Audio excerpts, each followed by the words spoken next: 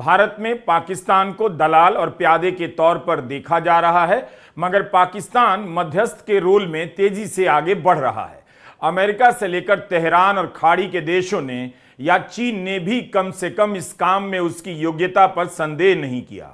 अक्सर इस बात पर जोर दिया जाता है कि अमेरिका के कारण पाकिस्तान की भूमिका बढ़ी है, लेकिन इसे नजरअंदाज नहीं किया जा सकता कि ईरान का पाकिस्तान पर कितना भरोसा है और पाकिस्तान ईरान की दोस्ती के कारण भी अमेरिका को पाकिस्तान की तारीफ करनी पड़ रही है। ईरान से दोस्ती भारत की भी थी, मगर भारत चूक गया। उसने दोबारा वापसी का कोई प्रयास किया है, यह भी दिखाई नहीं देता। बातचीत में पाकिस्तान का बने रहना और सक्रिय रहना बता रहा है कि अमेरिका इस युद्ध से निकलने के लिए कितना बेचैन है। उसके पास पाकिस्तान के अलावा दूसरा प्यादा, घोड़ा या वजीर नहीं है। अल जजीरा ने रिपोर्ट किया है कि ईरान के न्यूक्लियर प्रोग्राम को लेकर पाकिस्तान और ईरान के बीच अच्छी बातचीत हुई है और आगे बढ़ने की उम्मीद है। खबर यह भी आ रही है कि ईरान दौरे से लौटने के बाद सेना चीफ आसिम मुनीर वॉशिंगटन के लिए रवाना हो सकते हैं। सीधे तेहरान से लौटकर वाशिंगटन जाना और ट्रंप से मुलाकात की तस्वीरें मुनीर और पाकिस्तान की प्रोफाइल बढ़ा देंगी। अगर मुनीर परमाणु कार्यक्रम को लेकर ईरान और अमेरिका को एक दूसरे के करीब ला देते हैं तो दुनिया के कूटनीतिक इतिहास का यह अहम मोड़ साबित हो सकता है। दुनिया चाहती है कि जंग खत्म हो और इस इलाके में शांति और भरोसा लौटे। एक चीज आपने और नोट की होगी, दूसरे दौर के प्रयास में इस्राइल के रोल पर चर्चा कम हो रही है। पहले दौर में उसकी ही चर्चा थी कि वह बातचीत को सफल नहीं होने देगा। ट्रंप भी कह रहे हैं कि युद्ध बहुत जल्द खत्म हो सकता है। ईरान और अमेरिका के बीच होर्मुज में एक दूसरे को देख लेने की धमकी चल रही है, मगर अभी नौबत नहीं आई जिससे लगे कि सीज फायर टूट गया। तो हो क्या रहा है? क्या पाकिस्तान अपने दूसरे प्रयास में सफल होता नजर आ रहा है? ईरान पाकिस्तान का स्वागत क्यों कर रहा है? अमेरिका क्यों कर रहा है? सऊदी अरब क्यों कर रहा है? इस समय पाकिस्तान की भूमिका मध्यस्थ की है। मुनीर का तेहरान जाना और ईरान का स्वागत करना बता रहा है कि वह भी बातचीत को मौका देना चाहता है। ईरान इसके साथ साथ एक और काम कर रहा है, बातचीत के खराब अनुभवों को याद दिलाते रहना चाहता है, इसलिए अपने अविश्वास और संदेह को भी उसी तरह आगे रख रहा है। शायद वह यह जताना चाहता है कि बातचीत में भरोसे का इम्तहान अमेरिका को देना है, ईरान को नहीं। अमेरिका को पता है कि बातचीत में शामिल ईरानी लोगों की हत्या में कौन शामिल रहा है। जिम्बाब्वे में ईरान के दूतावास ने यह वीडियो जारी किया। एआई से बने इस वीडियो के जरिए ईरान बता रहा है कि अमेरिका के युद्ध के पीछे नेतन्याहू है। वीडियो के शुरू में ट्रंप अपने सेनापतियों के साथ बैठे हैं। सेनापति कहते हैं हम स्ट्राइक के लिए तैयार हैं। ट्रंप कहते हैं स्ट्राइक कीजिए, सबको कमरे से बाहर भेज देते हैं। जब सब चले जाते हैं तो ट्रंप अपने चेहरे से मास्क उतारते हैं और देखने वालों को पता चलता है यह ट्रंप नहीं, असल में नेतन्याहू हैं। नेम प्लेट पर ट्रंप का नाम हटाकर Benjamin Netanyahu president of United states of America लिखा जाता है। यानी ईरान बता रहा है कि अमेरिका को नेतन्याहू चला रहे हैं, ट्रंप नहीं। अगर बातचीत को सफल होनी है तो अमेरिका के राष्ट्रपति को फैसला लेना होगा, नेतन्याहू को अमेरिका का राष्ट्रपति बनकर नहीं। मुस्तफा खामेनेई के सैनिक सलाहकार और आईआरजीसी के पूर्व commander in chief Mohsin Rezaei के बयान को भी नोट कीजिए। वो क्या कह रहे हैं? अमेरिका को चुनौती दे रहे हैं कि अगर उसने होर्मुज में पुलिस बनने की कोशिश की तो उसके जहाजों को डुबो दिया जाएगा। उनका कहना है कि ईरान पीछे नहीं हटेगा, सीज फायर को 22 अप्रैल से आगे बढ़ाने की कोई जरूरत नहीं। तो क्या ईरान अपनी तरफ से साफ कर रहा है कि वह बातचीत चाहता है, मगर अपनी उन्हीं 10 बिंदुओं के आधार पर समझौता चाहता है? मोहसिन रेजाई ने अपनी इस राय को निजी राय कहा है। यह बहुत दिलचस्प है। हालांकि सभ्यता का अंत करने वाली बात अब नहीं कही जा रही है, मगर युद्ध की आशंका से कोई बहुत दूर भी नहीं जाना चाहता। ट्रंप को यह भी चिंता सता रही है कि इस्लामाबाद टॉक्स के फेल हो जाने के बाद कहीं बातचीत का मामला किसी और देश के हाथ ना चला जाए। इसलिए व्हाइट हाउस पाकिस्तान की तारीफ भी कर रहा है और पाकिस्तान ईरान और खाड़ी के देशों की यात्राएं कर रहा है। खाड़ी के देशों का अमेरिका पर भरोसा कमजोर हुआ है। उनका भरोसा था कि अमेरिका युद्ध में बचाव करेगा, मगर नहीं कर पाया। एक और मामले में भरोसा था कि अमेरिका बातचीत करेगा, युद्ध खत्म करेगा, वह भी सफल नहीं हो पा रहा। इस चश्मे से देखने पर बातचीत में अभी भी पाकिस्तान का बने रहना बता रहा है कि अमेरिका अब बातचीत को लेकर खुद भी असुरक्षित महसूस करने लगा है। हम आगे बात करेंगे कि कैसे यूरोप के कई देश सांकेतिक तौर पर ही सही इस्राइल से किनारा करते नजर आ रहे हैं। अमेरिका के राष्ट्रपति खुद को नेतन्याहू की हालत में नहीं पहुंचाना चाहते होंगे। दुनिया के स्तर पर ट्रंप भी किनारे किए गए हैं। 12 अप्रैल को इस्लामाबाद टॉक्स के फेल हो जाने पर पाकिस्तान का शुक्रिया अदा किया जा चुका था, मगर फिर से अमेरिका में पाकिस्तान की तारीफ की जाने लगी, उसके प्रति आभार जताया जाने लगा है। इसकी नौबत क्यों आ रही है, इस पर सोचिए। ऐसा तो हो नहीं सकता कि पाकिस्तान के फील्ड मार्शल और सेनाध्यक्ष आसिम मुनीर अपनी पहल पर तेहरान चले गए। हो सकता है इसके पीछे ट्रंप भी हों। खाली हाथ तेहरान जाते तो विदेश मंत्री अराकची इस तरह से सलामी के साथ स्वागत नहीं करते।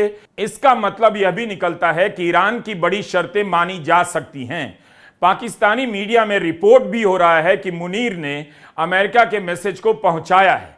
ईरान इस यात्रा को लेकर अपने दूतावासों से भी ट्वीट कर रहा है। कह रहा है अगर ट्रंप चाहते हैं कि डील एक ट्वीट की उम्र से ज्यादा टिकाऊ हो तो टच स्क्रीन से दूर रहें, यानी सोशल मीडिया से अलग हट जाएं। असली कूटनीति के लिए हाथ मिलाना जरूरी होता है। ईरान कहना चाहता है कि डील को अगर कामयाब होना है तो जरूरी है कि बड़बोले ट्रंप कम बोलें। ईरान के विदेश मंत्री अराकची ने बातचीत को लेकर पाकिस्तान का आभार जताया। कहा दोनों देशों के संबंध बहुत गहरे रहे हैं, दोनों ही इलाके में शांति चाहते हैं। 12 अप्रैल को इस्लामाबाद टॉक्स के फेल हो जाने के बाद भी अमेरिका का पाकिस्तान में भरोसा बना हुआ है, या वह बनाए रखना चाहता है, क्योंकि वह देख रहा है कि चीन इस मामले में दखल बढ़ा रहा है। रिपोर्ट आई कि खाड़ी में अमेरिका के सैन्य ठिकानों पर हमला करने के लिए ईरान ने चीनी खुफिया जानकारी का सहारा लिया था। रूस को लेकर भी इस तरह की खबरें आईं। शी जिनपिंग ने इलाके में शांति के 4 उपाय भी बताए हैं। एक दूसरे की संप्रभुता के सम्मान की बात की है, जिसका संबंध स्थायी रूप से युद्ध नहीं करने से है। ईरान की भी यही मांग है। चीन के विदेश मंत्री ने ईरान के विदेश मंत्री अराकची से बात की और होर्मुज पर ईरान की संप्रभुता का समर्थन किया है। ट्रंप इन गतिविधियों को समझ रहे होंगे, इसलिए युद्ध के बाद बातचीत को अपने कंट्रोल में रखना चाहते हैं। व्हाइट हाउस ने पाकिस्तान की जो तारीफ की है, उसे इसी कड़ी में देखा जा रहा है। The Pakistanis have been incredible mediators throughout this process, and we really appreciate their friendship and their efforts to bring this deal to a close. So they are the only mediator in this negotiation. While there have been many countries around the world who want to offer their help, the president feels it's important to continue to streamline this communication through the Pakistanis, and so that's what continues to take place. White house ने कहा कि पाकिस्तान ने बातचीत की प्रक्रिया में मध्यस्थ की भूमिका शानदार तरीके से निभाई। हम उनकी कोशिश और दोस्ती की सही में सराहना करते हैं। इस समय पाकिस्तान हर तरफ नजर आ रहा है। यहां पाकिस्तान, वहां पाकिस्तान। पाकिस्तान के प्रधानमंत्री सऊदी अरब में हैं। सऊदी अरब ने स्टेट बैंक ऑफ पाकिस्तान को $2 अरब हस्तांतरित कर दिए हैं।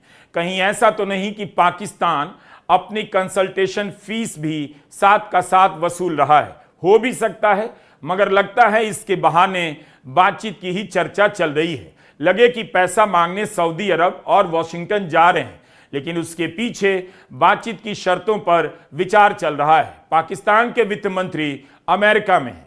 उन्होंने अमेरिका के वाणिज्य सचिव हावर्ड लटनिक से कहा कि हम मध्यस्थता के प्रयास बंद नहीं करेंगे। अमेरिका के बाद सऊदी अरब ने भी बातचीत को लेकर पाकिस्तान की तारीफ की है। तो एक ही साथ ईरान, तुर्की, कतर, सऊदी अरब और अमेरिका में पाकिस्तान की मौजूदगी को बातचीत के प्रयासों से अलग नहीं किया जा सकता है। ईरान की तस्नीम न्यूज ने सूत्रों के हवाले से रिपोर्ट किया है कि इस्लामाबाद में दूसरे दौर की बातचीत हो सकती है। पाकिस्तान के प्रधानमंत्री शहबाज शरीफ ने मदीना में नमाज अदा की और मुस्लिम उम्मत की एकजुटता की बात की। इसे आप नजरअंदाज नहीं कर सकते। शरीफ मुस्लिम एकजुटता के बहाने खाड़ी के देशों में शांति की बात कर रहे हैं। खबरें छप रही हैं कि शहबाज शरीफ ने सऊदी अरब को ईरान से बातचीत के बारे में जानकारी दी है। इसके बाद शहबाज शरीफ तुर्की और कतर की यात्रा पर भी जाने वाले हैं।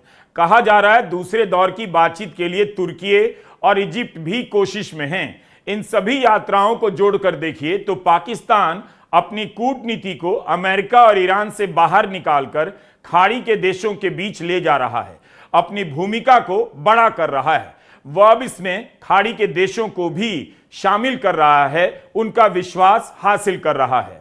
व्हाइट हाउस ने कहा कि दुनिया में कई देश हैं जो ईरान युद्ध को रुकवाने में मदद करना चाहते हैं, मगर ट्रंप मानते हैं कि जरूरी है कि इस समय पाकिस्तान के जरिए ही संवाद बना रहे। अमेरिका ऐसा क्यों कर रहा है? वो पाकिस्तान को बातचीत में रख चीन को चेक करना चाहता है। 22 अप्रैल तक सीज फायर है। ईरान का रुख बता रहा है कि वह भी बातचीत की ओर लौटना चाहता है और उसका भरोसा पाकिस्तान पर ही है।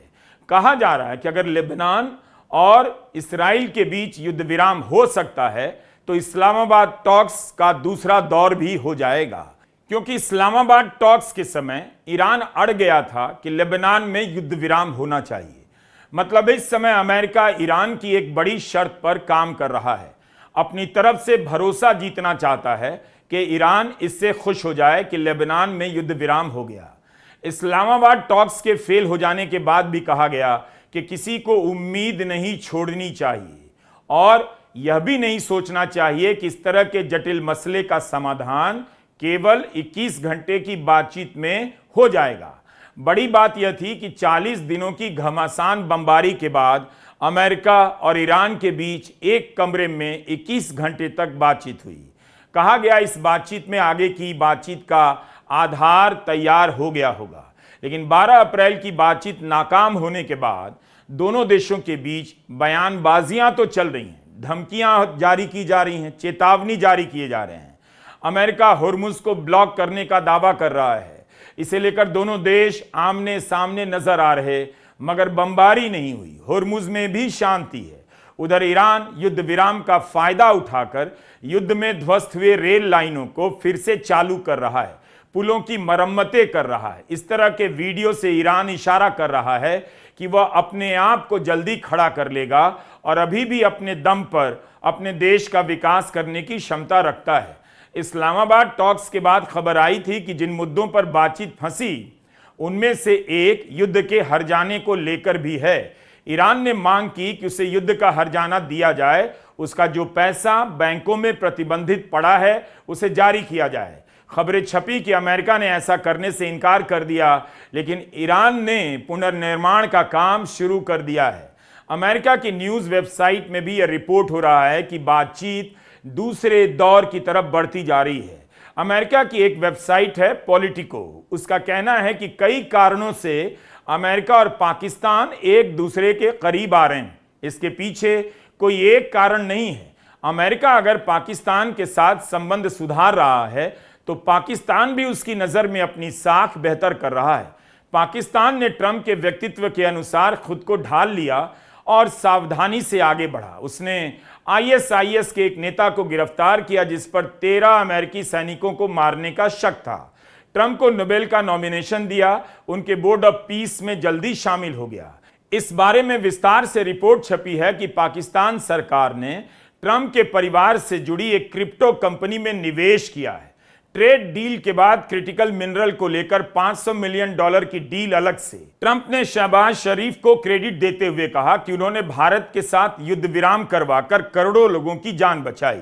शहबाज और मुनीर के लिए ट्रंप ने कहा कि दोनों एक्स्ट्रा ऑर्डिनरी मैन हैं। वॉन्स ने कहा बातचीत में जो भी कमी रही हो वो पाकिस्तान की वजह से नहीं थी। एक तरफ पाकिस्तान अमेरिका की नज़र में अहमियत पाता जा रहा है तो दूसरी तरफ अमेरिका के करीबी नेतन्याहू की एक ही भूमिका नजर आ रही है, झुंझलाने की और बमबारी करते रहने की, चेतावनी देने की। अगर सीज फायर बढ़ता है तो नेतन्याहू लगातार हाशिए पर जाने लगेंगे। कई देशों पर हमला करने वाले नेतन्याहू अपने देश में भी भ्रष्टाचार के आरोपों का सामना कर रहे हैं। उनके खिलाफ सुनवाई 1 महीने के लिए टल गई, मगर एक और मामला उनका इम्तहान ले रहा है।